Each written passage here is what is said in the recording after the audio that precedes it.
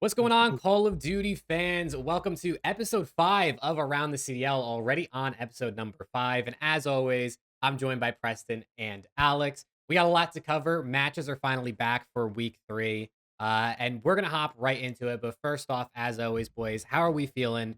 Matches are back. I'm sure everyone had a great time. Matches are back, man. I'm so glad COV's back. Couple bum matches this weekend, but the fact that it's back in general, I'm excited, and I can't wait to talk COD. Yeah, I mean, honestly, I've been waiting for this. I've been craving some COD. And now that it's back, feels great.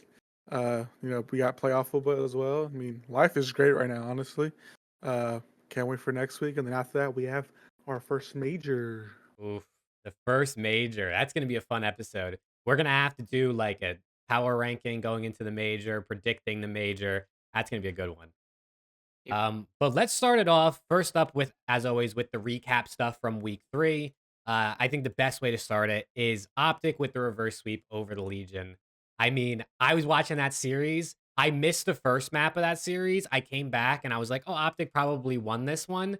They got destroyed on Skid Row, which was very unexpected. Goes down 2-0, but I mean, I guess never doubt OpTic, because it was dominant once they started winning.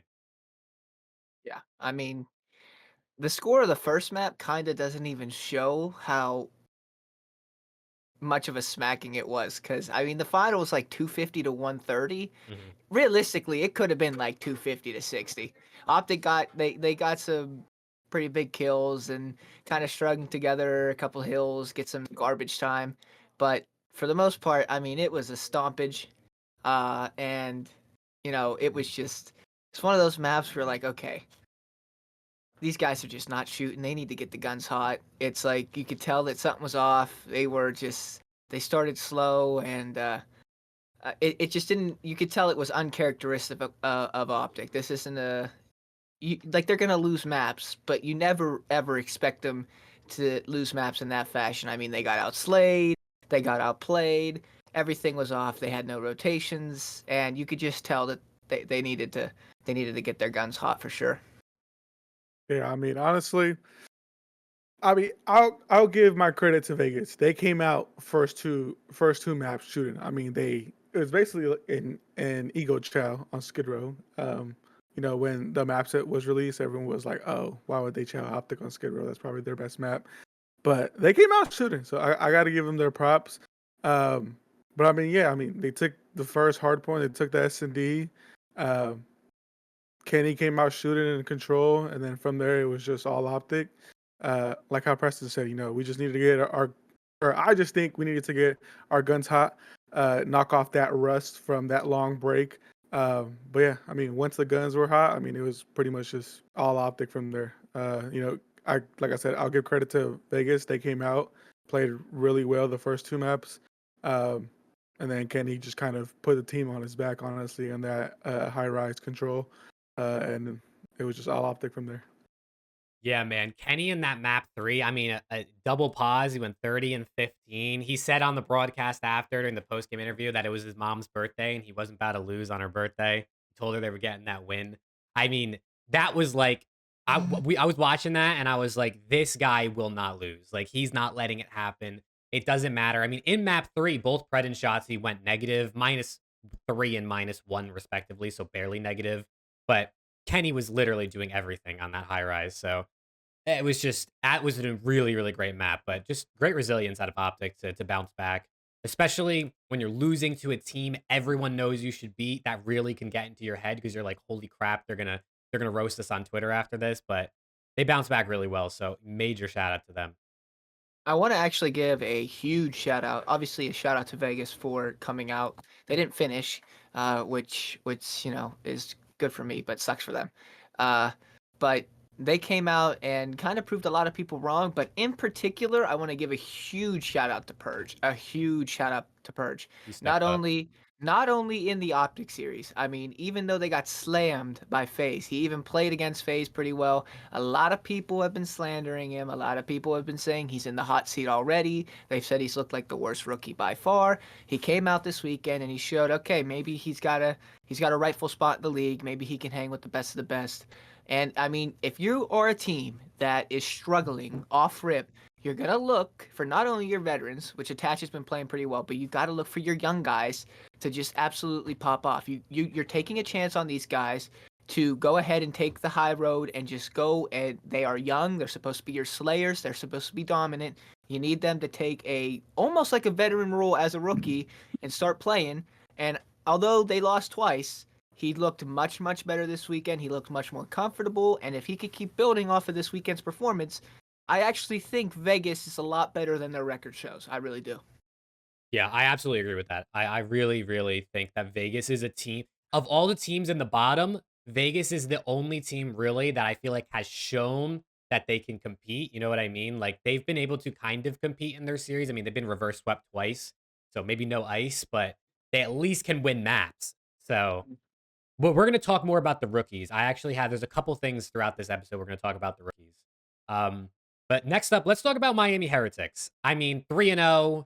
Some people had them in the top 4. I saw some rankings have them in the top 4. Most people had them at least at 5. Uh, they lost to Boston, they lost to Seattle, both teams that are looked at in that top 6, top 8 range with Miami. I mean, let me know what you guys think. Are they frauds or is it too early really to say? I don't know. Honestly, I'm not sure. Half part of me wants to say yes, they're frauds. Part of me wants to say no, they've just been kind of sloppy. I mean, if you look at that Seattle Surge series, they went down 2-0 and then almost came back, almost a reverse sweep. Um, they clearly they didn't play their best. Truthfully, they kind of blew that last Skid Row S&D. I think they were up like 4-2 or something like that. And then they just completely bottled it. I know, which we may talk about a little bit later, the whole smoke GA thing that happened with Surge. But nonetheless, I don't know. I think the part of me that says yes. I mean, they lost to Surge. Truthfully, I think we had Surge above them in our power rankings that we did a few weeks ago. I think we had Surge 5 and Heretic 6, if I'm not mistaken. So that one was, it's kind of justifiable. We expect that from Surge. They're one of the better teams. But the Boston series just really caught me off guard. I was like, what? It just doesn't make any sense to me because, they took Seattle, who we presume is a better team, to a game 5, but then they just lost to Boston in 4. So I don't know. I'm kind of leaning towards they're a little fraudulent. I mean, they play OpTic and I'm not sure who else next week. LAG. So I mean, don't sleep on LAG either, but I guess next week I think a true test will be against OpTic to see how they truly are against a top 4 team, and then against LAG, who are pretty underrated, honestly, in my opinion. They've played really well against FaZe, except for the S&D. I think the HP and the control were pretty close, but I mean, yeah, I think they're a little fraudulent right now, in my opinion.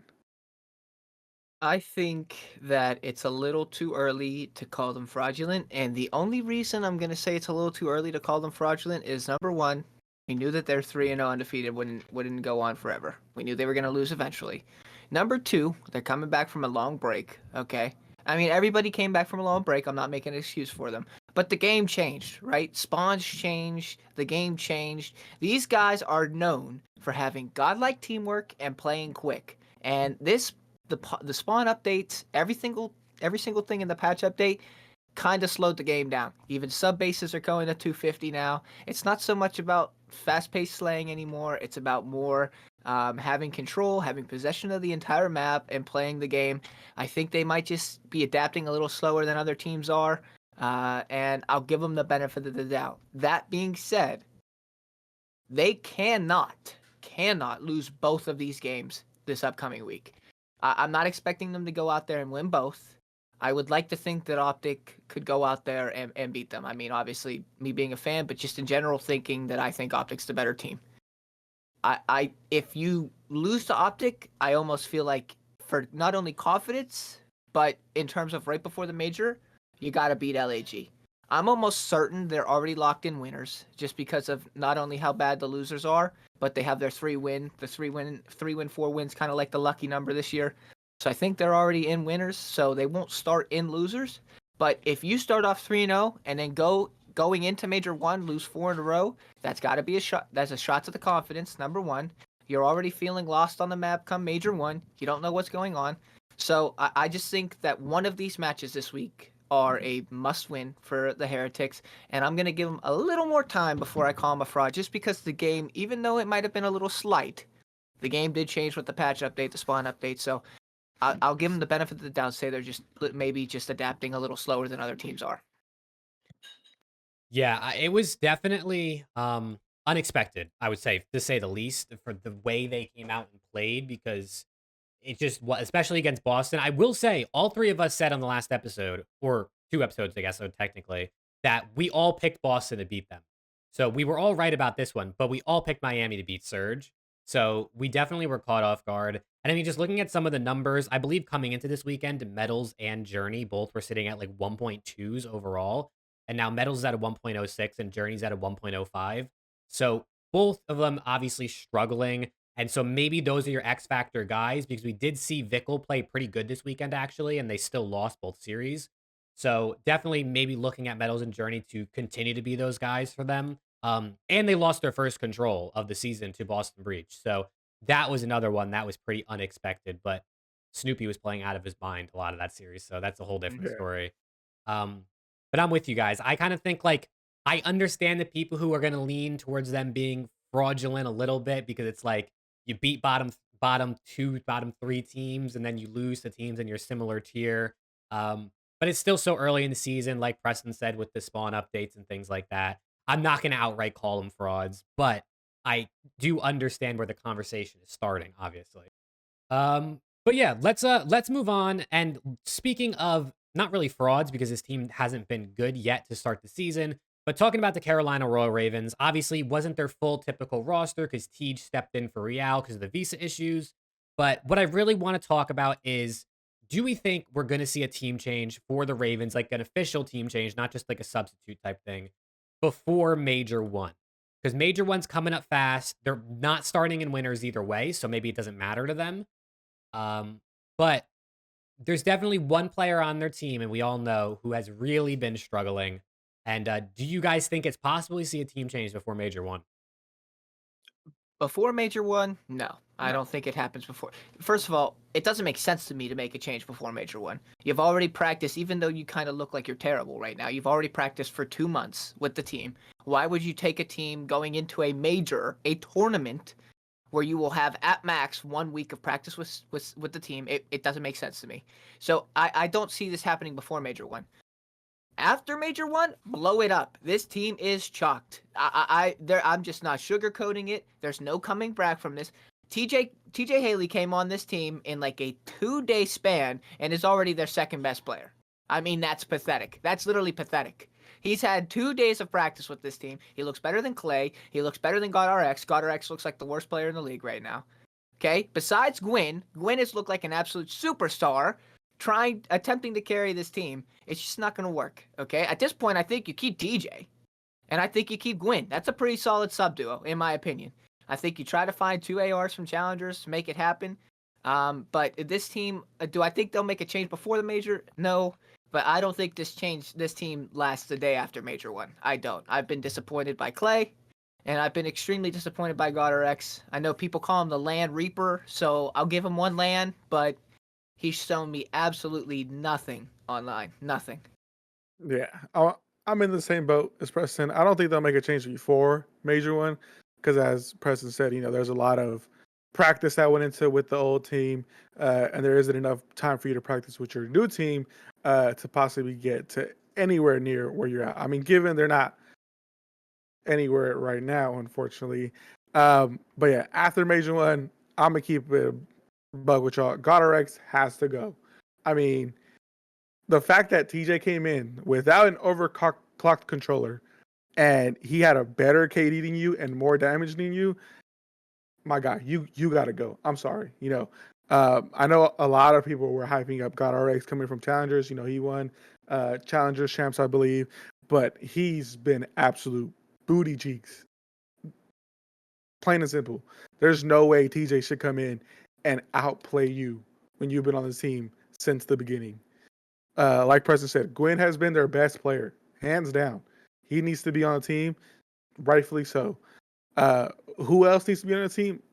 That's up for Ravens to figure out, but it's not got our eggs. Clay has been underwhelming as well. I mean, if they want to keep TJ, for sure, go for it. He played pretty solid for what 3 days of practice, but yeah, I think they need to blow it up after Major One, but I don't think it'll happen before. But yeah, this team is just not good, unfortunately. Yeah, you can tell a lot of the time by like the face cams and stuff that it's just not working for them. I don't think it's out of the realm of possibility they make a roster change before the major. I mean, we've seen teams like LAG and Vanguard bring in Spart and win an event right before a major. So it's not like it's impossible. Maybe you ride that new player momentum. Um, so I don't think it's out. I do think it's unlikely. I definitely think it's unlikely. But also, like, the season's shorter this year. You have one less major to figure it out. Of course, you have the 2 extra online qualifiers per major. But you got 2 games coming up against FaZe and LAT. Maybe you just make a change. You use the next 2 weeks to really try to figure it out before the major and see if you can make a run in losers, because it's hard to count a player out after 5 matches, right? I mean, we were just talking about Purge earlier. If they counted him out already, he turned up this weekend. So, like, anything's possible. Maybe GodRx has a bounce back series next weekend. Um, but I'm kind of in the same boat as you guys. Like, they're 98% going to make a change going after the major one. Um, but I mean, who they bring in, we'll have to see what they do there. Maybe they keep Tej around. Maybe they go in for someone like Asim, Gunless, I don't know, Brack, anybody like that to come fill in on the team. But I think it's interesting. For me, I kind of feel like maybe you keep Gwyn and Clay. Maybe that's a little bit of Clay bias in there. But Clay, according to the Breaking Point website, is playing the fastest pace on their team. He has 41 engagements per 10 minutes, and Gwyn's at 40 right behind him. I think if he slows down, Clay can actually do better because he's also the second highest in kills per 10 minutes on that team. So I feel like if he just slows it down, especially if he's playing a main AR role, I think Clay can actually still be really solid on this team with Gwyn. And I feel bad for Yao. I don't want to just chalk him up like that because he didn't even get to play this weekend. But it's definitely a team that, I mean, every single series, all 5 or all 4 of their losses, they were swept. The only map wins they have were in their reverse sweep against Legion. So they got to change something. Will it be before the major? Probably not, but I think we all know it's coming. I think if you are to make a change before the major, you consider keeping Clay and Gwyn, and maybe going for like a ASIM and a fast-paced AR like Nasty. I think that would work. Like I said, like you said, I think Clay needs to play the main AR role, slow it down. There's no way he should be the second highest engagements per on the team. There's just no reason that should happen. If this team is going to work in any sort of possibility, Clay needs to be the main AR, and you need to find an aggressive flex and another fast submachine gun to pace with Gwyn. That's how that works. So by no means do I think that you 100% drop Clay just because he's Clay, but he needs to step it up. He needs to be a leader for the team. He needs to be a leader for the team, and he needs to show why he is known as one of the best and one of the best leaders in the league. Yeah. We'll see what happens with them. But speaking of Gwyn and all the other rookies, this is something I thought was very interesting from this weekend. The rookies really stepped up this weekend. Purge played great. Linz played great. Gwyn played great. Abuza had a really great series as well. Who else am I missing? Am I missing anybody else? Real obviously didn't play. Snoopy played great. Second series played great. Overall, it was a really, really good weekend for the rookies. And I really like this because we've talked about it on the pod and people have been talking about it on Twitter. People are saying this is the weakest rookie class we've had in a very long time. And the rookies really showed out this weekend. I think a lot of them really proved that they're going to be solid players in this league, or at least they have the capabilities. But is there any rookie in particular this weekend that really stood out to you guys? Honestly, in my opinion, it's Linz. Like, Linz fried in both series against subliners and against Ravens. Now again, Ravens not the best, but he was turning up in both series. He was the only player positive, if I'm not mistaken, when they played New York. He was literally doing everything on the map. I think a close second with me would be Purge. I mean, he came out map 1 and map 2 just shooting. Like, he was not missing. He was making all the correct plays when he needed to. But yeah, in my opinion, it's Lens. He played outstanding this weekend. Yeah, I mean, I gave my flowers to Purge. You have to give your flowers to Linz, right? I mean, he's been the bright spot on that team. There has not been many bright spots on that team. They've looked really, really bad. They finally get their first win, but he's been the bright spot. Awakening has been disappointing. You're never expecting Lamar to go out and put up absolute slaying numbers. And I don't even remember off the top of my head who their fourth is, to be honest. Thank you. Okay, there you go. There's your exact answer. I mean, he Sorry, hasn't really Reese. done anything. Sorry, Reese. I mean, but he hasn't done anything for me this year to be absolutely memorable. So, I mean, he's been the bright spot, right? So, flowers to him. But I also want to say, you see what Snoopy is capable of doing in a series, right? He just flat out took over that series versus Miami. He just took over. He did not have a great day versus who they play? Seattle, was it? LAG. Sorry, LAG. Yeah. He did not have a great series versus LAG. He struggled. They lost. And he's a major X factor for that team when he comes out playing and shooting the way that people expect him to shoot. There's a good chance if they're not going to win the series, they're fighting, and it's close. People are comparing him to Shotzzy, and that's kind of how Shotzi's been on OpTic for the past X amount of years. When Shotzzy is playing Shotzi's way, OpTic are going to be, at very least, competitive. That's kind of, I could just see transferring it over to Boston. So if he can find some consistency, Boston's gonna make some noise here coming up. Sorry, Reese. God, I am throwing some daggers today. Oh man, hopefully he'll forgive you. But yeah, Snoopy, I think I said this on my watch party, but the Boston Breach, when they're winning, I think are my favorite team to watch because the way Capsidal and Snoopy play is so entertaining. Priesta also, when he's frying, is really, really great. And Slasher's just been doing his thing in the back, like nothing crazy, nothing horrible. You know what I mean? So they've been great, but same thing with you guys. I mean, Linz was insane this weekend. I think he put up like a 1.3 for this weekend between the two series. Which is pretty insane considering they went up against some good teams or some decent teams. But I had him in my team of the week. The breakdown pod had them in had him in their team of the week. Definitely deserving. The dude was really, really good this weekend, which was great because no one's been talking about Rocker. So it's about time. I mean, they've jumped up from last to ninth, I think, in the standings just from one win because they at least are able to win maps here and there. So major shout out to all the rookies, though. It was really great to see that they're all kind of capable of it, especially Purge, because he was the one who in Respawn was literally doing nothing before this weekend. But last but not least, before we hop into more Pick'ems related things, let's talk a little bit about Challengers. There was an announcement, I believe, that came out technically today, that Challengers being hosted on the Faceit platform because Game Battles, today is their last day, actually. They're RIP Game Battles. RIP. But there is going to be no Faceit anti-cheat on the Challengers side of things. So essentially, hackers are going to be running rampant in Challengers this year. I don't keep up with Challengers a lot. I don't play Challengers, but hackers are not good, obviously. So No. I don't know if you guys have any thoughts about this, if you're more in tune with the Challenger scene than I am, but the floor is yours.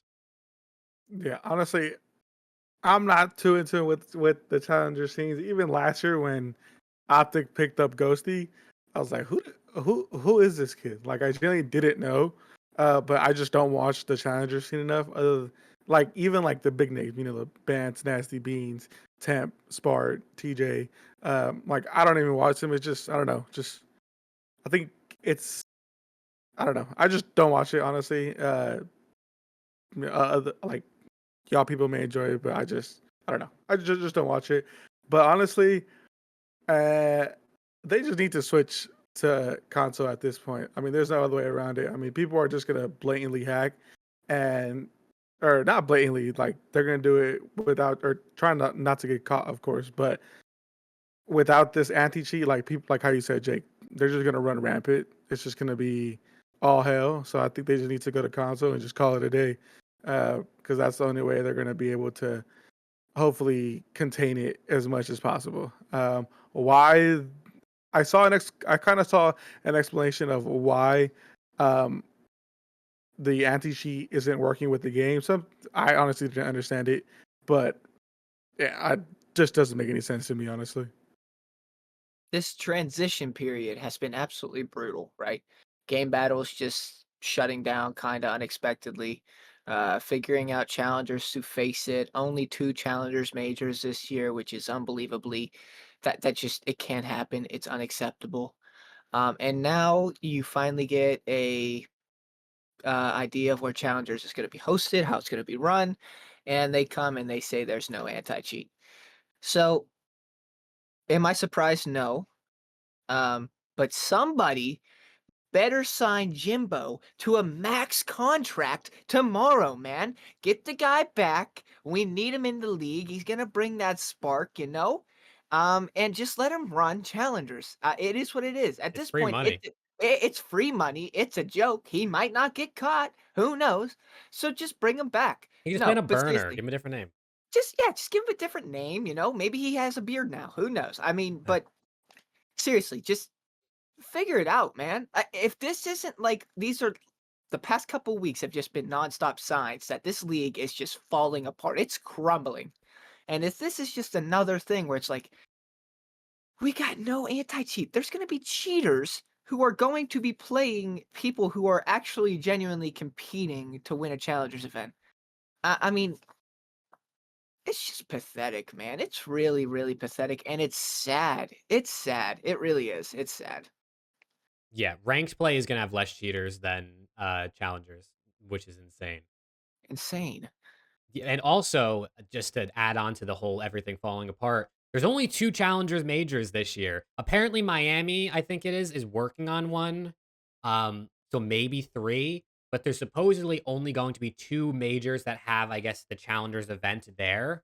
Hmm. So challengers is down atrocious this season, which I think is just a sign of things to come. Um, I feel really bad for people who compete because that's at this point, BPL is going to be the path to pro, I think. Those guys are doing great things over there, but you're not going to grind rank to go pro, and you're not going to play challengers to go pro for the most part. So, man, it is not looking not looking good for the Call of Duty League and the challenger scene. No, no, it's shocked. It's shocked. Yeah. All right. Well, that's pretty good for the recap of this week and everything that happened. And we will now real quickly recap our pick'ems for week 3. It wasn't a horrible week by any means. Alex and I both got 9 out of 11 right, and Preston got 7 out of 11 right. So a little bit of a tougher weekend for you, Preston. Yeah.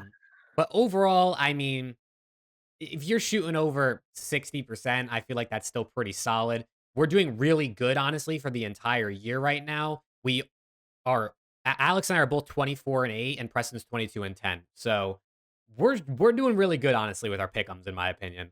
As also considering it's the beginning of the season. Yeah. Not Uh, bad. not bad. Yeah, I mean, maybe we'll get better throughout the year. Uh, Hopefully. Yeah. But real quick, before we do our pick'ems for week 4, which is last week before Major 1, let's talk about week 3 MVP. For me, I'll start it off. I think it's got to be Sib. That guy played insane this weekend. I mean, I don't even know the numbers he was putting up. I think he had like over a 2 in SND. He had like a 1.7 or something in hardpoint this weekend. Obviously, NYSL are still undefeated. They won both their matches. That guy Sib was on a different level. And I mean, major shout out to him. He's definitely my my week 3 MVP.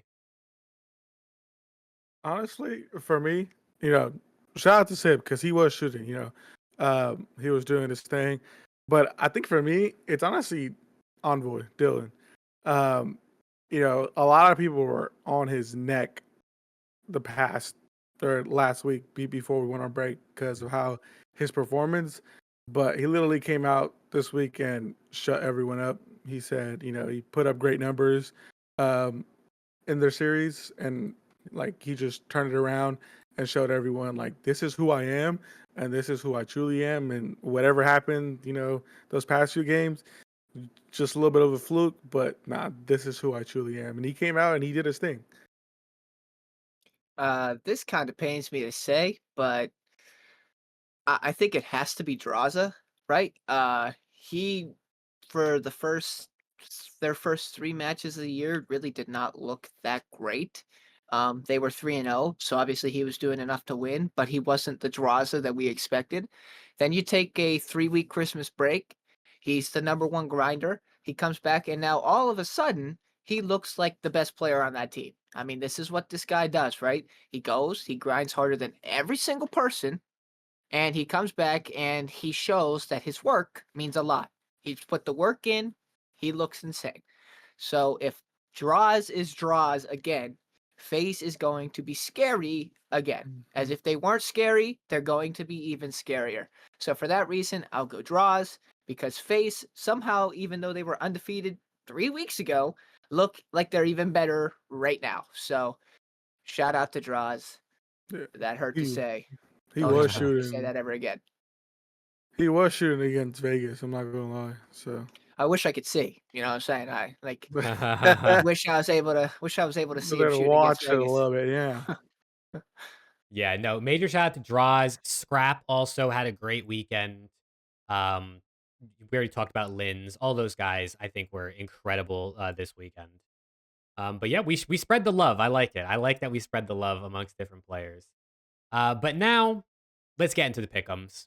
The most fun part of the show, arguably, maybe, or at Yeah. least one of them. Let me switch my cam on over to the pick'em site, and It's gonna get it is spicy. gonna get spicy. I'm really excited. I said this before we started recording. I haven't really looked at a lot of the matches. I of course know about like OpTic phase. Um, but it's gonna be interesting. We know a lot more about these teams, I think, after this past week. And let's see, because this really, like, whatever we pick here is kind of determining who we think is making winners, who we think is making losers. Uh, but let's just hop right into it. I mean, there's no point to waste time. We got the Battle of the Purple for our first match on Friday. The Gorillas versus the newfound Rocker, maybe. I don't know. They looked kind of good. What are you guys thinking for this match? I'm going honestly, like how we said, LEG. I think they're really underrated. I mean, at the beginning of the year, we blew them off. We were like, LEG's got to suck completely. They're gonna be top or 12th place the whole year. But them boys came out to play. Against subliners.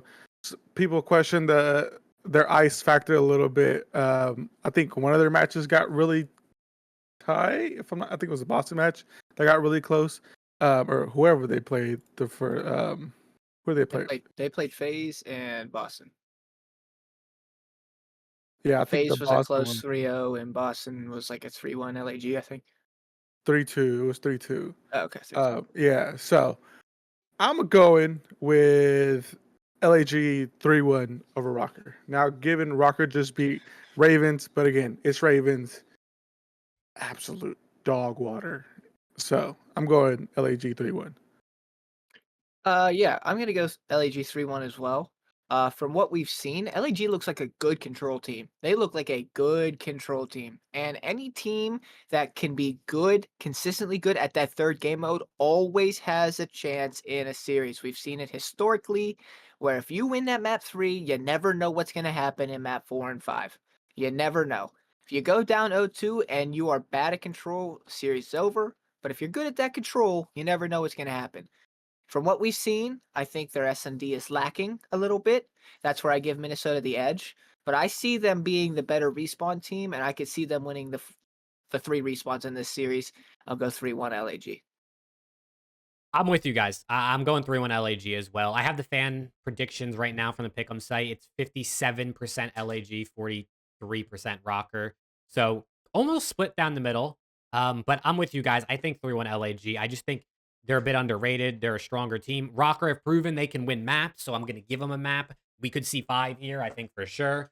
But we're all in agreement. LAG, maybe, or at least in our predictions, taking the first match of the week. And then we hop into a really good one, Miami versus OpTic. The fan prediction has nearly 87% on the favor of OpTic. OpTic are the fan favorites, so you can't look too much into it. But I'm I'm with the fans on this one. I'm gonna go 3-1 OpTic here. I think they're just a better team. Heretics obviously are good, but OpTic are really good despite almost losing to Legion. Maybe that was just a fluke. I guess we're gonna see. But I'm going 3-1 OpTic. Yeah, again, they just have to get their guns hot, and we got it there. But I'm with you. I'm going Optic 3-1 over Miami. Hopefully we don't start out how we did against Vegas. If we do, we'll just get our guns hot, of course. But yeah, I'm going 3-1. I'm going 3-1 as well. I think Miami's S&D has looked pretty good, so I'll give them an S&D win. I do think we have the edge in all three respawns. Miami really has impressed me in control, so that kind of scares me. But Optics also kind of impressed me in control, so um, I'm gonna go. I'm gonna go 3-1 Optic. All right, once again, all in agreement. We'll see how long this lasts. But then we have probably the second best match of the weekend, and we A will get banger. this is an absolute banger. The undefeated New York Subliners versus the Toronto Ultra rematch of champs. We're gonna see blood, sweat, and tears from this series. The fan prediction is currently 56% New York, 44% Ultra. So pretty close to split down the middle. This one's tough, man. This one's tough. Ultra, I think all their players have looked really, really good on the side of subliners. Honestly, Kismet doesn't look the same he looked last year. Not saying he looked bad in any way. He still looks really good. But Ultra has 4 players that are really, really frying. Like, I think all 4 of them are playing really, really good. I'm still gonna go New York. I'm not gonna bet against them just yet against Ultra based on what they did to them last season at the end of the year.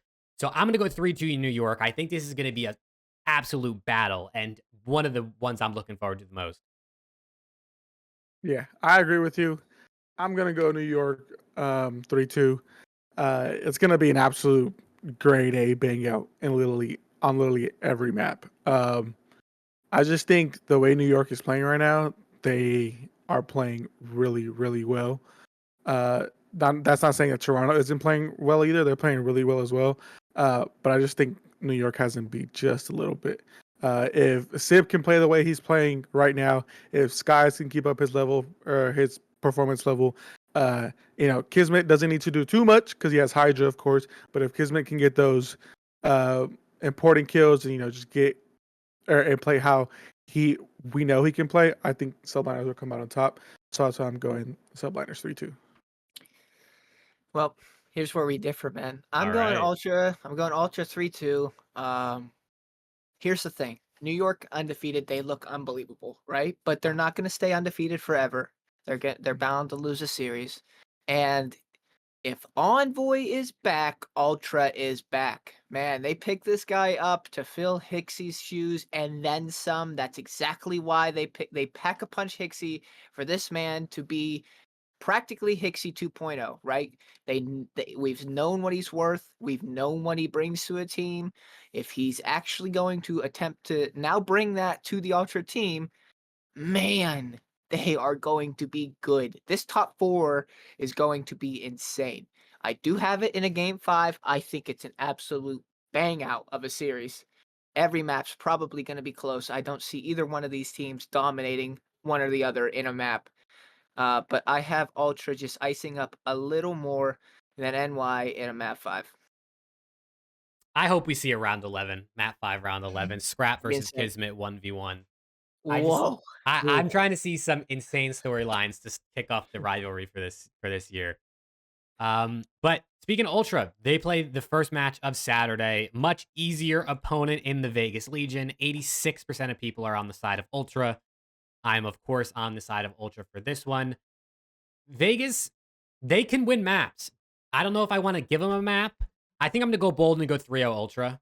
I think there's probably better at every game mode. Maybe Vegas can take the SND, honestly, but I'll stick with my 3-0.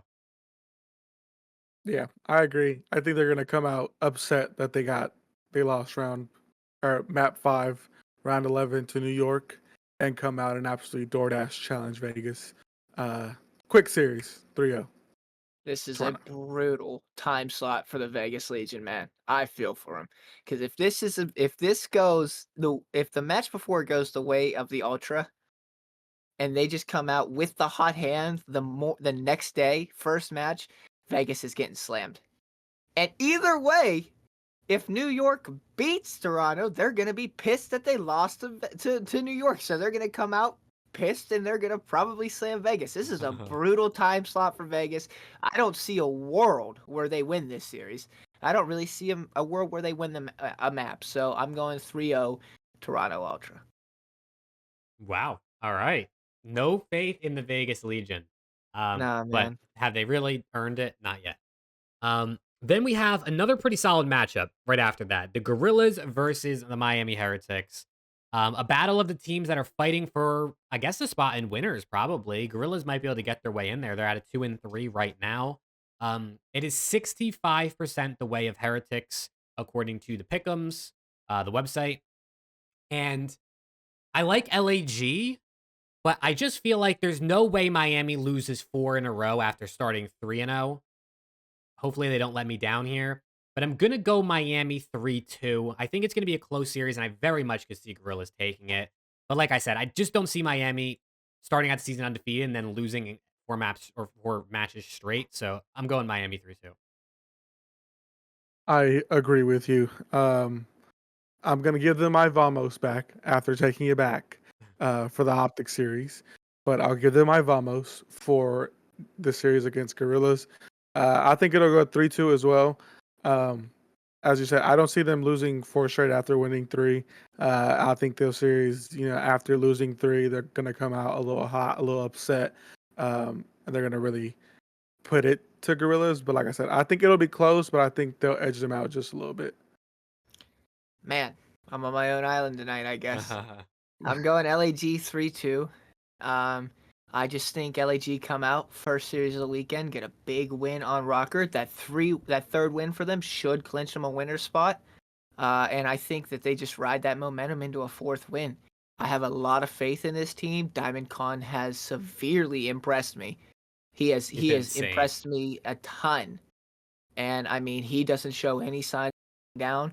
And if he's this consistent, man, this LAG team is going to be good. They are going to be good. I have LAG beating them. I'm at 5 like you guys, but I got it going the way of my purple hooded monsters. LAG are a very hard team to pick because even when they lose, the maps are pretty close most of the time. Yeah. So Yes. they're a team that I feel like at the end of the season is going to have like the same amount of wins as losses, but their map count is going to be really, really close to 50-50 too. So I'm excited to watch them for the rest of the year. They're actually a team I'm very excited to watch. But then we slide on over to the other purple monsters. We got the Minnesota Rocker taking on the Seattle Surge. It's 78% in favor of Seattle. I just, tough draw for Rocker. I think they showed potential this past weekend, but I mean, going up against a pretty good LAG team and a pretty good Seattle Surge team, I just don't see them getting a win this weekend. I'm gonna go Seattle 3-1, I think here. It could be closer, but I'm gonna go Seattle 3-1. I'm on that same boat with you. I'm going Seattle 3-1. Yeah, I mean, not much to say. Seattle is a better team, in my opinion. Um, I just see them pulling it out. It'll be a little scrappy, but I see them coming out on top. I'm with you guys on Seattle, but I'm actually going to go a 3-0 Seattle. I was thinking someone was gonna do it. Here's the thing, right? Minnesota beat up on a bad Ravens team. Their one highlight was Linz. Here's the way that I look at this. Hook's been playing really good God. And if Hook can take away their best player, Linz, the other 3 players on each team, it's not even close which side it favors more. It's not even close. The other 3 players on Rocker have not nearly impressed me as much as the other 3 players on Surge. So if Hook can just keep playing the way Hook has played, I think Seattle is better in every game mode. If Minnesota wins a map, I think it will probably be the S&D, but I think this is going to be a 3-0 Seattle. It might be a close 3-0, but I think it's going to be a 3-0 Seattle. Yeah, it's unfortunate for Rocker. I mean, their win came against a bad Ravens team, but Mhm. I think they still showed something. Just not enough for me to pick them in either of their matches. Um, but yeah, bad Ravens team with a pretty bad draw in this last match of the day. And they also, by the way, they play last match Saturday, first match Sunday. I don't know what the CDL is doing with these. They did it. They did it with Ultra on Friday, Saturday. They did it every weekend so far, I feel like. But yeah, Ravens phase. I mean, I bet you I could say we're all gonna say 3-0 phase. But Yeah. Should we just move on? you I guys, mean, I'm I'll guessing. actually go 3-1 phase.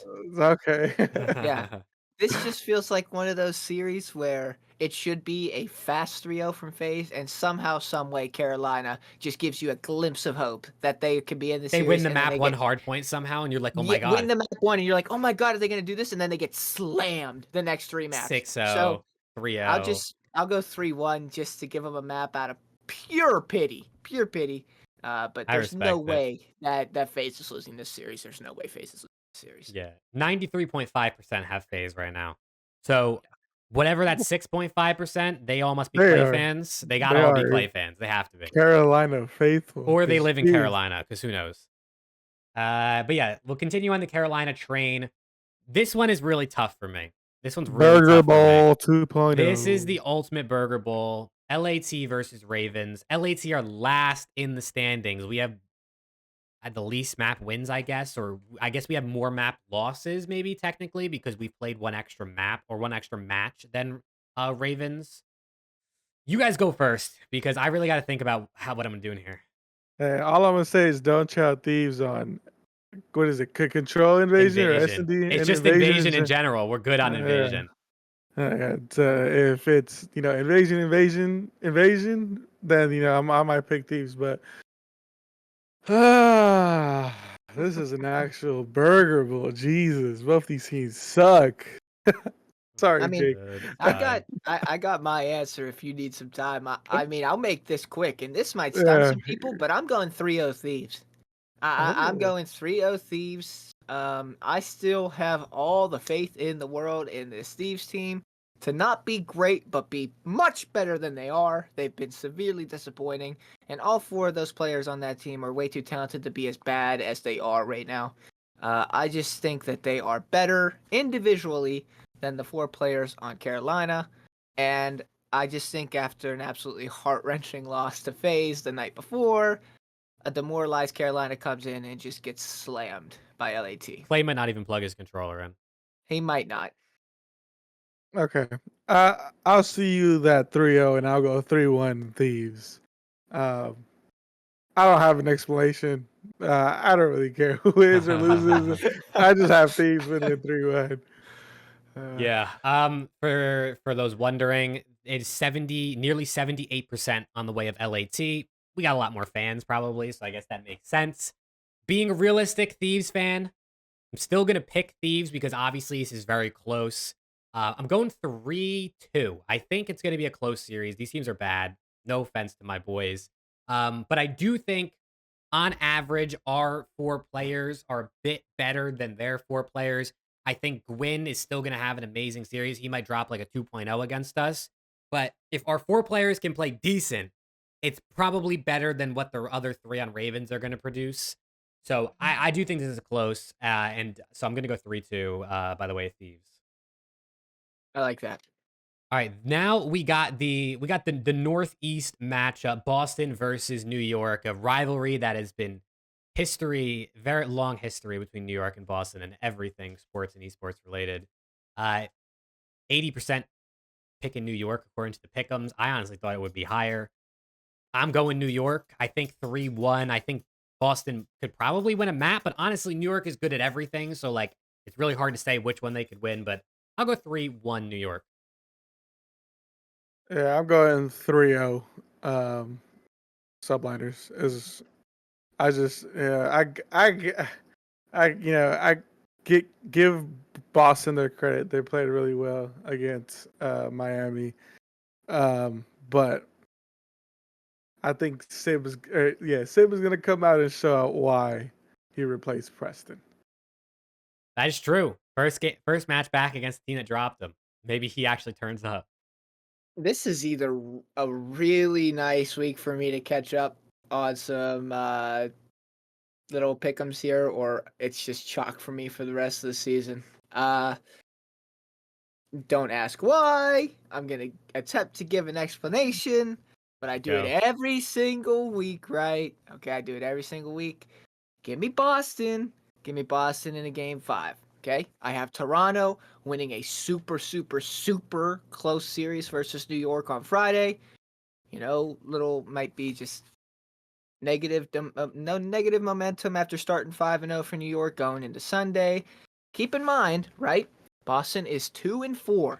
2-4. So there is a chance that they do not make winners at their home major. So this isn't necessarily a must win for them because they have pretty good map count. But if they win this, I'm pretty sure they're 100% in winners. So they are going to be in there playing for the win. And if I'm not mistaken, I saw a stat somewhere or something that says there's no better player in the CDL that has a higher win rate percentage of revenge matches other than NISSIM than Priesta. That's a Priesta's good like stat. Priesta's like the second best revenge match series. He did it in Cold War Minnesota versus Atlanta FaZe. He did it in New York versus Minnesota. Like, he's just insane with his revenge matches. The guy he comes out with a grudge on his shoulder, and I think he heard the podcast between Daryl and Sib. He's heard everything. He's got a massive, massive chip on his shoulder. I think he comes out absolutely sizzling. Sizzling. I think they get a close series win, and I think they make winners for their home major. I like it. I like it, dude. I like the gas. Honestly, like, I think Priest is going to play really well. I just logically don't want to bet against subliners. But I don't blame you. I'm an idiot, but here we go. hey, if you're right, you are catching up and pick them. So it's a smart move. But last one, we got to end it off. Of course, the CDL The has to best end it off. series of the qualifiers, honestly. This might be one of the best series of the year. I mean, every time these two teams face off, unless something drastic changes, this one's going to be insane. The predictions are close. Surprisingly, 53% OpTic, 47% FaZe. So very close to 50-50. And I also do want to say, and it shows that the last 5 head-to-head matches between these teams, OpTic has won all 5. As we know, OpTic, our FaZe is kryptonite. So I'm going to throw it to you guys to start it off. What are you thinking? I mean, I'm not called Optic Texas for no reason. Give me my boys 3-0. Oh! I'm taking it there. Oh my 3-0 God. Optic. We're gonna come out shooting. Kenny's gonna show why he's Jaws' dad. Simp and Pet are gonna show why they're better sub duo. And Dash is gonna come out and show why he's a better AR than Cell. That's what I want. Realistically, I think this is the first time we see Draws versus Ken, right? Ever. Because they were teammates so, yeah. together on the OGLA team, and then they were teammates together on LAT. Yeah. So that's going to be entertaining. That's going to be a good series, honestly. All right. Oh. Alex said 3-0, so you're up. Wow. I'm going 3-0. Wow. I gave my reasons why. Yeah, that's my hopes. Realistically, it'll probably be, I'm still going OpTic. It'll probably be 3-2, but I'm sticking to my guns. I'm going 3-0. Okay. Hear me out. Right? I'm going 3-2 OpTic. Okay? Fanboy, obviously I'm picking OpTic. But I'm calling my shot here, right? I'm calling it reverse sweep. Okay? It's only right. It's only right. 2 years ago, we played at Major 1 in Texas. Our first matchup versus FaZe. They went up 2-0 fast. We thought the series was over. They won a tight control. We reverse swept. Last year, the drama with Dashy went on. Scump retired. We played FaZe for the first time. We went down quick 2-0. We won a scrappy hotel, 5 offense win control to win control, set it to a map 4. We reverse swept. I see the same thing this year. FaZe looks insane. They're going to come out with the momentum. They're going to come out with a two maps and a win. And I think that control is going to get some momentum for OpTic. We're going to win a tight control. We're going to win the next hard point. and we win a close 5, map 5. I say we reverse sweep. I say we win 3-2. They say history repeats itself. I'm a believer. Let's ride. Let's go OpTic. All right, so we got a 3-0 and a reverse sweep. That's opposite spectrums and both extremely bold, but I like it, man. I like it. Call your shots because when it happens, you're gonna look like a genius. Um, I am going to go 3-2 phase. I believe in OpTic. Don't get me wrong. Of course this can go either way. Phase are just amazing in every game mode. They have 3 map losses, and those 3 all come in once in each mode. So basically, they're great at everything. As we expect with phase, OpTic are good at everything as well. I just think FaZe are a bit better at this moment in time. I think they go undefeated heading into Major 1. Do I think they win Major 1? We'll get into that next week. But yeah, I'm going to go 3-2 FaZe. I'm not ready to bet against them, even though I know OpTic are their kryptonite. Yeah, I mean, as an OpTic fan, that hurts. And I logically could call you crazy based on the last 2 years. However, FaZe look insane this year. So if there's going to be a year where series between these two are going to be split, it's this year. I mean, if they can't split series this year, you might as well chalk it because it's not a rivalry anymore. This is a year where I expect it. If they play four times, 5 times, 6 times, it's 2-2. It's 3-3. Mhm. I expect them to just throw jabs back and forth. I don't expect this to be one-sided. I think both teams are very, very, I don't want to say perfectly built rosters, but pretty perfectly built rosters. Pretty much as Every good as you can every get. every single player is great at what they do for the team. So I think this is going to be an absolute juggernaut matchup. And we know that Ken lives for these types of matches, right? He lives for it. For some reason, Shotzi always plays his best against Sip and Abizi. Doesn't make sense, but he does. And historically, Pred has played pretty well against FaZe too, even when He he was on has. Seattle, right? So, I mean, Mr. Consistent Dashy. So I don't know, man. If this is a blowout, I'm gonna be disappointed. Alex is calling a 3-0. I think he's crazy. I think he's absolutely crazy. I think this is gonna be uh, tight. I think this is gonna be a banger series, and we got some great matchups this weekend heading into Major 1. We have look, some great matchups. like I'm telling you right now, our guns are gonna come out hot and 3-0. It's gonna be a 3-0. No ifs, All ands, right. or buts. I love the Guns confidence. are gonna I be do. absolutely blazing coming out. I love the confidence. I hope it Skid happens. Row, Skid Row HP first map. Talk about they're gonna put them in a blendy. Absolute Wow. chaos. Well, I hope for your sake it happens. All right. Those are our pick'ems. So for everybody at home that's wondering what we got, there you go. My dog is barking at the window, so I apologize if he barks while I'm talking. Um, but yeah, now let's talk about. I got a little game for us, as always. Nice. We are going to play overrated or underrated, uh, Okay. or or fairly rated, because I think you have to have fairly rated in there. Not everything is black or white, obviously. Yep. So I have 5 things written down on my handy dandy notepad here. And yeah, we're just gonna get right into it. The first thing on the list: overrated, underrated, fairly rated. The New York subliners. I want to start first to preface this because I feel like some people might think this is simple, but I think New York subliners are underrated. I think a lot of people are not talking about them being as good as they are. Yes, they're undefeated and people still recognize that, but they made a roster change. People are kind of like, oh, whatever. Like Toronto pack a punch into Envoy. OpTic is OpTic. FaZe is FaZe. People kind of forgot about how good the subliners were. And I think they're a bit underrated at this moment in time. People know how good they are, but I don't think they're getting talked about in the same tier as a team like FaZe or a team like OpTic, and I really think they need to be. I can't say you're crazy, right? They've been playing insane. Uh, I'll go fairly rated. The only reason I'm going to go fairly rated is because they're the world champs. Everyone knows how good they are. They have been playing insane this year, so I understand why you think they might be underrated. I will say though, is Sib gonna keep playing at the level that he's playing? Because I think a lot of their success this year in the way that they've had it is a testament to how good Sib has been. Sib is phenomenal, and I'm not knocking the talent at all. I'm just saying it's a competitive league, and it is very, very difficult to play consistently at the level that he's currently playing at. So even if there's a little bit of a fall off from Sib, it won't really affect their outcome as much, but they might not be winning series in as dominant of a fashion as they currently are because Sib is just taking over. He might do that the rest of the year. I'm not saying that he can't do that. I'm just saying it's extremely difficult to consistently play at the level that he is currently playing at. Yeah, I agree with Preston. I think New York is fairly rated.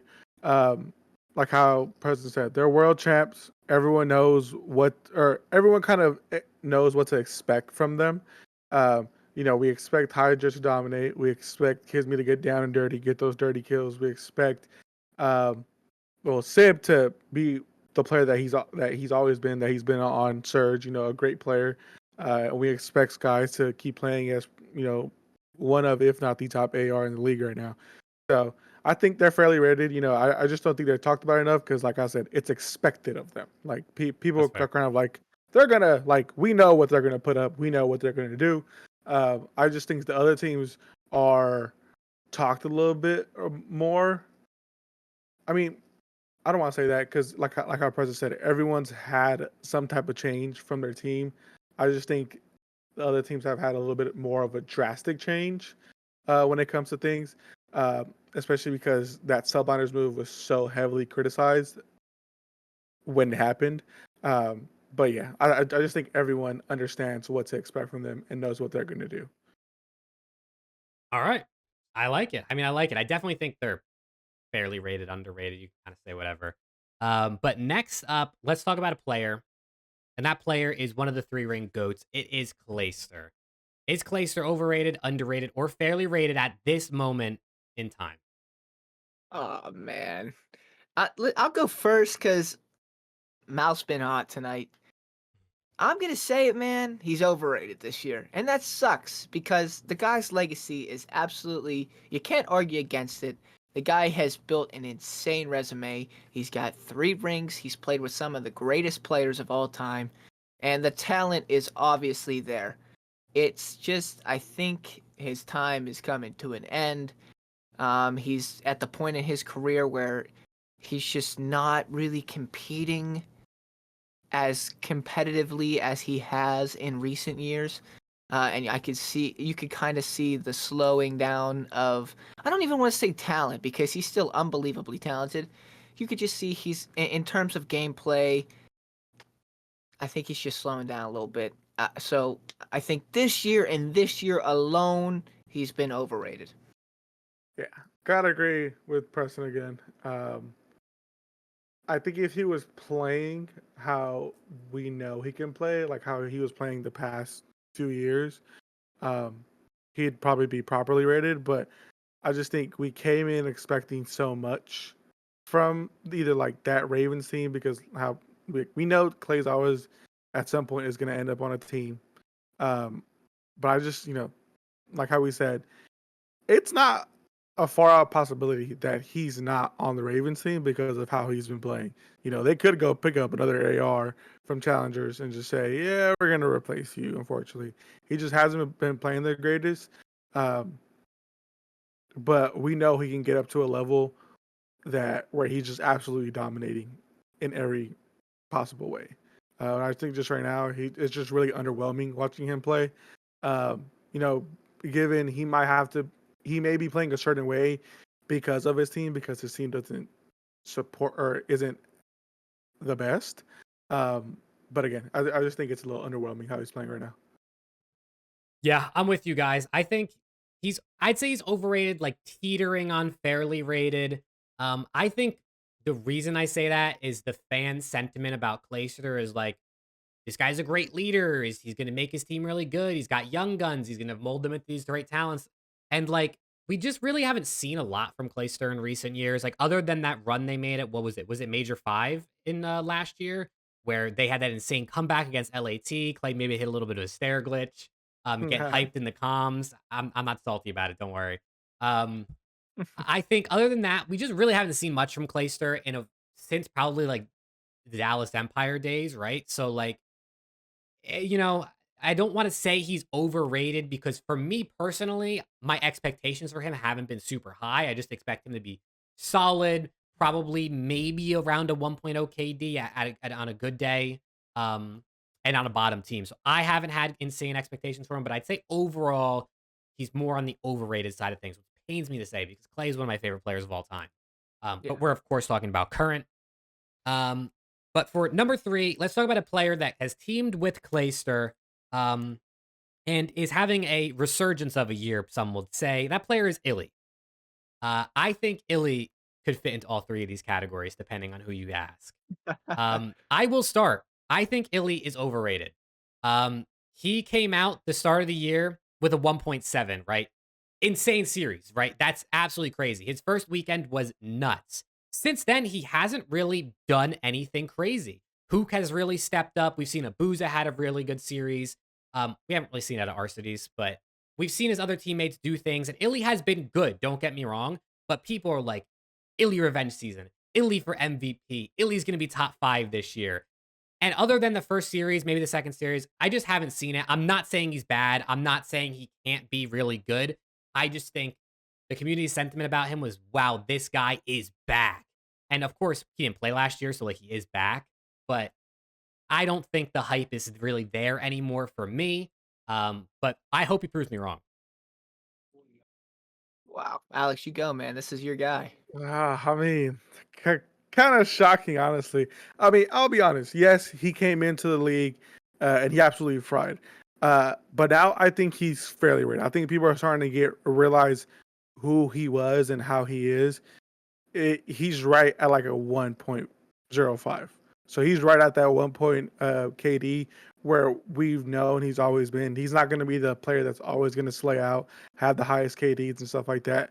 But I think right now, given how many matches he's played and how he's performed, I think he's fairly rated right now. I don't think anybody's looking at him like, oh, he's the best player in the league. You know, some people may look at him as the best player on his team, but I think he's fairly rated overall right now. I think I got to go overrated, man. I do. I think I have to go overrated. Um, I think that he was kind of carried in the Modern Warfare Championship run. Shotzi had an unbelievable season. Clay had a really good year on that Dallas Empire team. And you kind of know what you're getting out of Hook. But since then, it's like you haven't seen the Illy that you saw in Modern Warfare. He had a great rookie season. Obviously, they win champs, but we've seen glimpses, but we haven't seen that Illy. He looked great weekend 1. He looked unbelievable. We knew it wouldn't keep up, but I didn't expect him to fall off as much as he has. And I mean, he hasn't really had much success since the MW19 chip. I mean, what has he won since? He's Major won one. one major one in Texas, right? That's it. And that was one of the best tournaments he's had in his career. So if he, plays better, OpTic probably wins more that year. Obviously, he had the thumb issue, so whatever. Yeah, I feel bad for him, man. We'll put the asterisk next to it, okay? Thumb injury.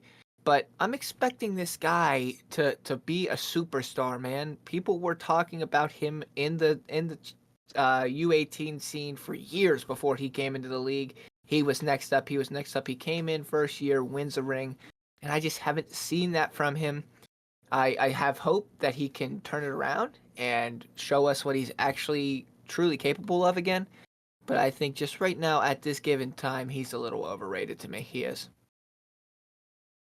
Yeah, I feel really bad. I think the thumb injury really changes the way we might be looking at him if that never happened. I mean, that OpTic team could have went on an insane streak of winning or winning multiple different events that year, I think, if that didn't happen. So I do feel really bad for him because that's out of your control, you know what I mean? Yeah.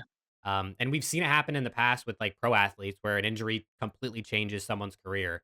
Hmm. And you don't expect it in esports, but you play with your hands, and if something happens to your hand, like it's very possible. So I thought Illy was a good one though. I thought maybe we'd have some differences on there, so I'm glad I threw that on there. I But mean, look last year, right? Like he was benched. They came in, and OpTic immediately looked like a better team. I mean, it sucks to say, but it's true. They just looked instantly better with Ghosty.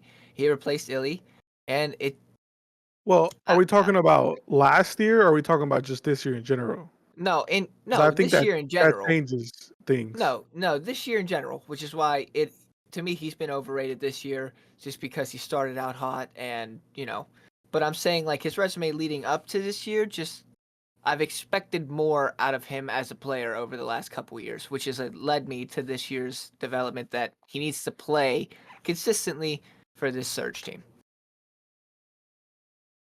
All right. All right. Number 4 on the list, I think is an interesting one. It is FaZe Black or FaZe FC, whatever they're being called. I don't know what they're officially called. But this Challengers team has been deemed possibly a team that if they were thrown in the league right now could be top 6. I have seen many people saying that. Um, and I think it's interesting. Are they overrated, underrated, or fairly rated? As I said, I'm not too keen with the challenger scene, but I have seen some outrageous takes that I mean, I don't doubt it. It's a bunch of ex-pro players that probably could come in and dominate. I don't think they'd be top 6. They're probably top 8 maybe, or yeah, top 8. I think they'd be on the lower half of the teams. But again, I'm not too entirely sure on the challenger scene, so I can't even say it like that. Here's the thing, right? Kind of hard to give them an overrated because they're not in the league, so we haven't seen them play against these other teams. We're going off of scrim results. Here's what I'll say though. For my answer, I'll go fairly rated because until I see them play in matches versus pro teams, I can't call them underrated or overrated. So I'll give them a fairly rated because they won the Challengers Cup. They look good, right? I do think that if they played in the league, they're better than at least 4 teams right now. At least. So I'm with Alex on maybe the top 8 than top 6. I don't know if they'd beat a Heretics. I don't know if they'd beat a Breach, if they beat a Surge. An LAG even. I don't know if they'd beat those teams. But they're beating the bottom 4 for sure. At least at this given time. They're slamming Ravens. They're probably beating LAT. They're beating Minnesota and whoever else is in the bottom 4. Who even cares? Legion. They're probably beating them. Yeah, Legion might make it scrappy, but they'll probably lose then too. So it's what Legion does. Yeah, I mean, I guess we'll see at the LAN event how they truly do against all the other teams and stuff like that, including EU, if any EU teams show up. But yeah, I mean, I guess I'll go with Preston as well. I'll just go fairly rated. I mean, it's tough to say they're not in the league. Scrim results are wishy-washy. We've always said that, as we can clearly tell from the whole debacle of OpTic playing their first scrims against Ravens and people calling OpTic Floptic, and now look where Ravens are at. So I'm gonna just give them fairly rated. And yeah. Yeah. I am gonna go bold and say overrated. I do want to preface, I don't keep up with challengers. I know the general storylines of who's doing good, who's doing bad, that sort of thing. And I don't know how these players are playing in Modern Warfare 3. Modern Warfare 2 is a very different game than Modern Warfare 3. So these guys could be freaking gods in this game compared to last year. But if we think about it, Asim, a guy who people are hailing as one of the best players right now in challengers, he's been kind of mid a lot of his career, recent years of his career in the league. Obviously, he has like the one major win with LAG, but he's been a very inconsistent player. Exceed last year, honestly, pretty bad. I think he had like a 0.8, kind of overall. Brack, underrated season last year, honestly, for me in Florida. I think he was really good. And then Kremp came into Boston like pretty later on in the year, and I thought was decent. But overall, we've seen these guys all play on the pro level. None of them would be rookies. We kind of know what to expect from a majority of them. And I just think that saying top 6 is crazy in my eyes. Saying top 8, I think you can make an argument. I just think it's hard to say that this team could just come in and be like the one of the greatest teams ever. Some of the people seem like they're talking about them. Obviously Yeah. not really, but I just think it's very rare you see a player come back into the league and be a very different player than they were. Maybe we saw that with like someone like Kismet. He came back in. I mean, that guy looked great. It's very rare. So I'm not a believer in the hype, but that could just be because I haven't really watched. So take everything I just said with a grain of salt. All right, but last up for over underrated, I want to talk about coaches in Call of Duty. I think coaches are something in sports. People know how valuable they are. In other esports like Halo, when maybe they can be in game or like on the stage with you, a bit more valuable. But in Call of Duty, I see some fans, people on Reddit saying coaches are useless. I also see some people saying coaches are very essential to, especially the top teams we see all have pretty good coaches. So what do you guys think? Overrated, underrated, fairly rated for coaches in COD? I think they're fairly rated for COD, right? Um, I think they are totally underrated in Halo. In Halo, those coaches are talking the entire time. They are calming when camo's coming up, when rockets are coming up, when specialists are there, where to work the map, how much time's on the clock. They are giving out very key information to help their team win. In the CDL, you can't talk during a match. You can give information during scrims. But they're more there, I think, to be a mediator, right? These players know what they're doing, and they have to talk by themselves mid game. They might, if they need a piece of advice or if they need a opinion that's in the middle and not biased towards one side or the other. That's what the coaches are there for. They're there to find scrims. So I don't think they're overrated because they could be extremely helpful. I heard Kenny the other day in his interview say that, you know, we have four really good players that obviously know what we're doing, but there's times in practice where JP and Karma can talk about something that us four players didn't see while we were playing, or can maybe not solve an argument, but maybe help decide which way is right, which way is wrong. So I don't think they're overrated, but I also don't think they're underrated. I think they're fairly rated. I think if they were allowed to talk mid game like the Halo coaches, they would be That'd be awesome. severely underrated. That would be sick. Yeah, I know. Like way back, I'm pretty sure coaches were able to be like stand behind their players and Yeah. stuff like that. Um, don't remember if they were able to talk at all, like how the Halo coaches do. But I agree. Like, just imagine we had just Damon in the back talking behind the boys, just like saying, like, "All right, P2 is about to pop. Get over there." Just whatever it is. I think that would be cool. But I think they're fairly rated. As you can see, the top teams have really good coaches for a reason.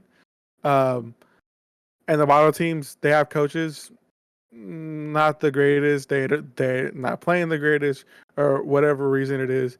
I know. I think Formal was the one that said coaches in COD are overrated. I think he said that. Mhm. But I think it's just perspective. I think there's a reason why the top four teams all have really good coaches and they're all really good. It's true. It's because they see a lot of things from a different perspective than what players see them. Like how Kenny was talking on the breakdown. He said, sometimes if we are getting slammed, Damon will just be straight up and say, y'all are getting slammed. Or JP will come in and be like, hey, I think we need to do this rather than this. Some people may not look at JP as a coach. They may look at him as more of an analyst. But either way, I just think having multiple people in some type of coaching position within an org, on COD specifically, is really beneficial to them because again, they look at things a lot differently. They can tell you, percentages of when teams are or how much teams are holding a certain point, how many times they hit A, how many times they hit B, just things like that players in that moment don't really think of. But at the end, after they're done, they're like, actually, you could have done this, or just things like that. So I think coaches are fairly rated. Um, yeah. Yeah. I mean, you guys covered it all. I agree. I think they're fairly rated. I feel like I kind of said before, a lot of people think they're overrated. A lot of people think they're underrated. So I think it settles pretty well in the middle there. I wish they could be more active with the team during the matches. I think that would be super, super good and would change the dynamic of things and would really value a coach much more and make teams a lot better. But it's just not how they work. So we're just going to have to take it for what it is. Um, but let's end it off. Maybe only one community question, maybe two. We'll see how long this goes. But let's start it off. And thank you to everyone who submitted questions. We all asked on Twitter. We got a great bunch of questions that we'll be answering throughout the next few episodes and such as we go through. But let's first talk about where did it just go? I totally just lost where I had it. Um, if you were TJ Halley, would you have accepted the Ravens sub spot till Real gets his visa sorted? it was rumored multiple Challengers players turned down the offer. I think this is really interesting. I didn't hear the rumor, so I'm just gonna believe it that that's what actually happened. For me personally, I'm accepting that offer if I'm a Challengers player that's offered to sub in. You're being offered to sub. You're not being offered to stay on the team forever. Maybe that hurts your stock on a bad team. You come in, someone like Tej, who ended up looking like their second best player, as Preston said earlier. I think that improves your stock. Sure, you lose out on 3, 4, 5 days of practicing with your Challengers team. But at the end of the day, you're in Challengers because you want to get into the Pro League or get back to the Pro League. And there's no better way to do that than to play on the pro level and play well. So I think without a doubt, everybody who's offered a chance to play at least one series, like as a sub, should take it, in my opinion. No, Yeah. I agree. I agree. Oh, sorry. I thought Preston was gonna go. But No, yeah, I mean he said everything I was thinking, so I didn't really feel like I yeah, needed to elaborate. You kind of yeah, nailed it for me.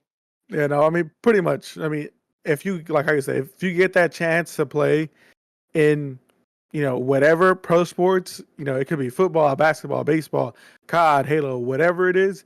If a team offers you a contract and says, "Hey, we need you to come in and start for us," 99% of people are going to take it. I know some people don't like the fact that you're kind of just thrown in there for a series and then you're not in on the team anymore. But at the end of the day, it's like like how you said, you're able to show your skill, showcase what you can bring to a team, and that's the most important thing if you want to bring your stock up with any of these professional teams at any point. It kind of doesn't make sense to me why you wouldn't, right? Because it's not like you have any expectations going into it. It's more than likely a damaged team, and you're in that position to just maybe just slightly give a spark at best. You're not expected to go and set the world on fire. You're just there to help them out in a situation that they're stuck in. If it'd be a different situation if a top team was offering you a chance to sub in and you feel like it's absolutely necessary for you to perform well, because then a lot of weight's on your shoulders, and if you don't, your stock drops. Then I would get it. But in Tej's situation, there's absolutely no way you should be denying that offer. You shouldn't, because you really can't look any worse than you are right now. You can't. You can't. Yeah, Yeah. and honestly, sorry, No, Preston, no, you go, you go. Jake. Like, how many chances are you really going to be given to join the starting roster? Now, given there's probably going to be plenty of times, plenty of changes with like the bottom four teams. But to do it so early on in the season is really rare. Because again, as you said, most teams probably don't make changes until after Major One, and even then, they may still try to stick it out. So I think just given the opportunities and how rare they come, like it's a no-brainer. Yeah, I think the only argument against it would be kind of like what you said, Preston, is like if you come out and you drop a .6, maybe that doesn't help your stock. But I think at least the fans might be like, "Oh, this guy's ass. Don't put him in the league." A lot of players be like, "He just joined a bad team, and this is what happens when you have no practice." But I think at the end of the day, like if you want to be a pro player, you have to be confident in your abilities, and you have to bet on yourself to play well in that. I mean, if you're getting whopped in the hard point, just stat pad a little bit. Go kill her a bit. Like at that point, who cares? You know what I mean? Like, Awakening did it for the past 5 years, oh so my god. So Uh, just EPL Warrior. yeah. So just bet on yourself, man. If you're given the opportunity, just take it. If you play bad, maybe you're not meant to be in the league. I don't know what to tell you. I agree. Let's end it off with one last one, and then we can wrap it up. This one I think is interesting. I forgot to mention the last question was from It's Flashy on Twitter, and this question is from Polar on Twitter. They asked, "Do you think Miami switch out for Eric Boom if, or they bring Eric Boom in if they don't perform well at Major One?" So let's imagine a world where they lose these next two matches. They're 3-4. They head into the major. They get double first rounded or whatever. If they're losers, they just lose top 12. Do we see a world where they bring in Eric Boom, who we know is their sub and has chemistry with the guys on the team? Do they make a roster change? It only happens. I don't think it'll happen after Major One, even if they don't get top four at Major One or whatever it is. They get top six, top eight. I think it won't happen after Major One. I think the soonest I could see it happening would probably be after Major Two, just because I feel like they have a lot of confidence in their team. Uh, because I'm pretty sure Eric Boone was on the starting roster before, Yeah. and then they switched to whoever it was. I'm not sure who it Journey. was. Journey, and they did that for a reason, clearly. So I think they're gonna keep this team. They know what they can do. I mean, they started off 3-0. Yes, they weren't the best teams, and yes, they just lost their last two.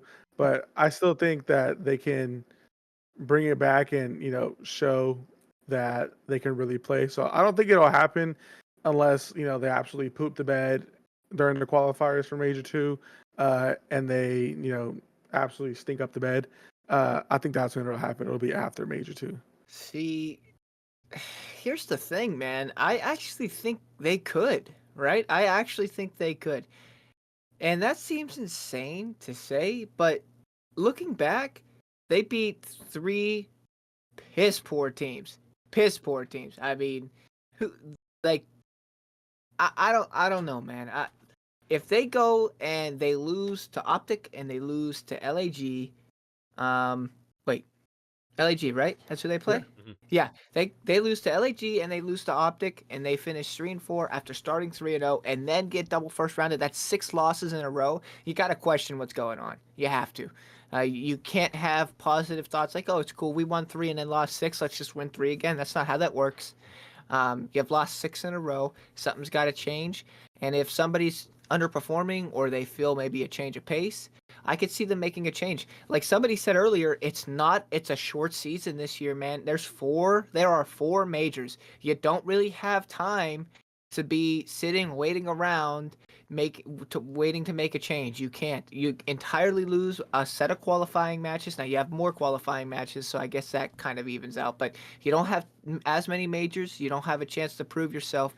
I think we're going to if there's teams that are struggling. I think we might see a record amount of team swaps after the first major that we've seen in recent years. I could see 2, 3, maybe even 4 teams making a change just after major 1. I really could. With how bad some of these teams are, they need to. If you have 4 Seriously. teams with only 1 win at this point. Now, if Miami comes and beats one of these matches and then doesn't lose, like if they don't get the double first rounded, let's say they finish top 6, they're not making a team change.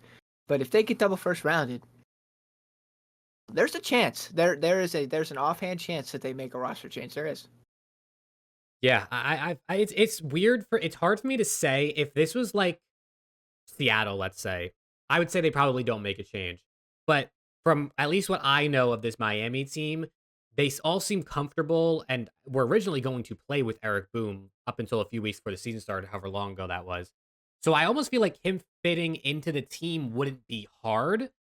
And I wonder, are they willing to make changes on the fly if they feel like this guy fits in? Let's just throw him in because we just got destroyed at Major 1 or whatever the case may be.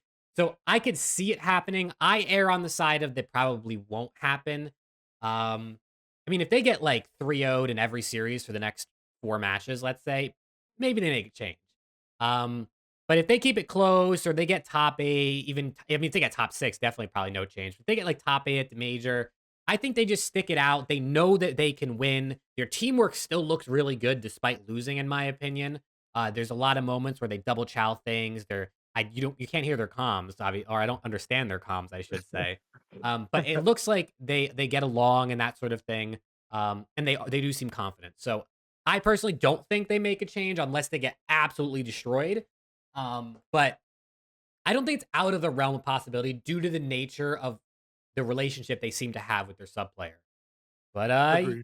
yeah, I think that's a great way to round out episode 5. I can't believe we're 5 episodes into this. It feels like just yesterday when we started. I mean, it was a long time ago to be honest, but it feels It like we really just started. was. So major shout out to everybody who's listened to every episode or even just this episode. If this is your first time listening, we appreciate you tuning in. But any Always. parting words from you guys for the people at home? No, I mean, as you said, Jake, if you watched any episodes, if you watched all episodes, I appreciate y'all for taking the time to listen to us. I appreciate y'all for all the support, questions, comments, hot takes, whatever it is y'all leave under our post. I just hope this new week is good for everyone, and we'll see y'all next week. Yeah, I mean my Steelers lost today, so their season's done. But We're going hard in, all full in on OpTic. I mean, I'm always all in anyways, but got my Penguins too. But no, I just hope some matches are good, and I hope I hope we see a nice top 8 solidified for the major. I hope not one of these bottom 4 teams miraculously squeak in and make a winner spot because that will be boring. But I hope the matches are good leading up to the major, and I am not only excited for the matches, but I'm very excited for next podcast because there's going to be some spicy takes Oh, heading into yeah. Major 1. So count me in. I'm excited. Thank you all for listening, of course. And as always, go OpTic. Go OpTic. Yeah. Let's go. Yeah, thank you everybody for listening. Tune in next week. It's going to be a really good episode. And yeah, with all that being said, hopefully we'll see you all in the next episode. Actually, one more thing. Oh, let's hear it. If I see y'all in ranked play on Wednesday, I'm challenging you. Just know it. Oh, somebody clip you turning on Alex, please, Dude, and if tag you me get on Twitter. slammed, you're never going to hear the end of it. I dude. need it, bro. I live and die by the You're challenge. going to turn in one of those TikTok edits, dude.